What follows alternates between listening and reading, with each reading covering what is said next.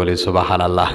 এই জন্য আল্লাহ পাক বলছেন আফালা ইয়ানদুরুনা ইলাল ইবিলি কাইফা খুলিকাত।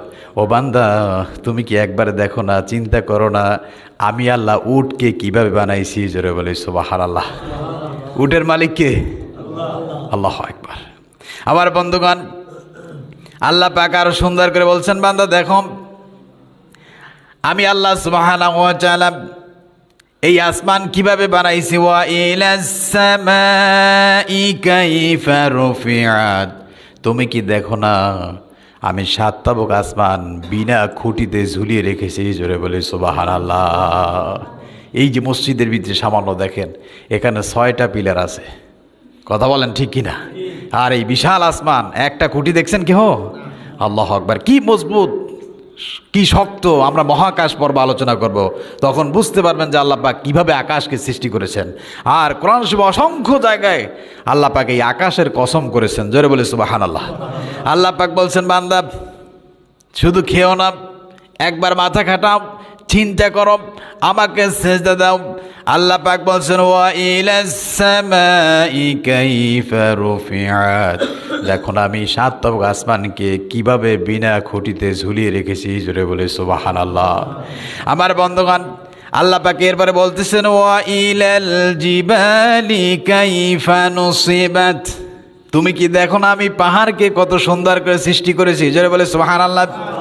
এমন এমন পাহাড়ে যাবেন, পাহাড়ে বিভিন্ন রকম মাটি দিয়া কত সুন্দর করে আল্লাহ সাজিয়ে রেখেছেন। এই পাহাড়গুলো বানিয়েছেন কে?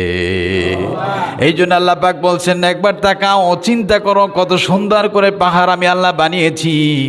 এই পাহাড় যদি না থাকতো, পৃথিবীতে কোনো মানুষ বসবাস করতে পারতো।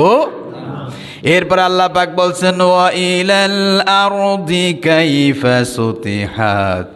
তুমি কি দেখো না, এই জমিন দিয়ে তুমি হাঁটো, এই জমিন তোমাদের জন্য আমি আল্লাহ বিছানা স্বরূপ বানিয়েছি। জোরে বলি সুবহানাল্লাহ। একটু জোরে বলি আল্লাহু আকবার। এখন এগুলা চিন্তা করবে কারা? পশু প্রাণী। আল্লাহ পাক বলছেন না, কারা চিন্তা করবে? শোনো, ফাতাবিরু ইয়া উলিল আবসার। ফাতাবিরু, আমি আল্লাহ যাদেরকে জ্ঞান দিয়েছি, যাদেরকে আকল দিয়েছি, যারা বিচক্ষণ, তারাই চিন্তা করবে। জোরে বলি সুবহানাল্লাহ। চিন্তা ভাবনা করার পরে তারা বলবেন রব্বানা মা খালাকতা হাযা বাতিলা সুবহানাকা ফাকিনা আযাবান নার।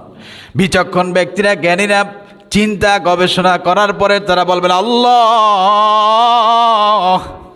তুমি কোনো জিনিস অনর্থক সৃষ্টি করো নাই, তুমি সব কিছুই মানবের কল্যাণের জন্য সৃষ্টি করেছো।